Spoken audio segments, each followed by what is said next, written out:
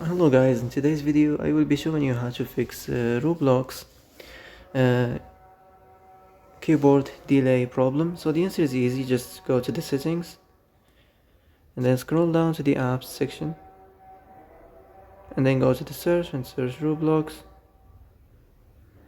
and then go to the storage, and here you will find this clear cache option. Click on it. Now you can go check it if it worked, and if it didn't you can try to restart your phone or turn the Wi-Fi off and on, or the Bluetooth or the iPad mode. Also you can try to clear data, but be careful. If you clear data, all the Roblox data will be deleted. This includes all files, the settings, the accounts, the databases, etc. So be careful if you want to clear your data. Oh, that's it for today's video. I hope this is the answer you've been looking for. If you like this video, don't forget to like and subscribe. And that's it. See you in the next video.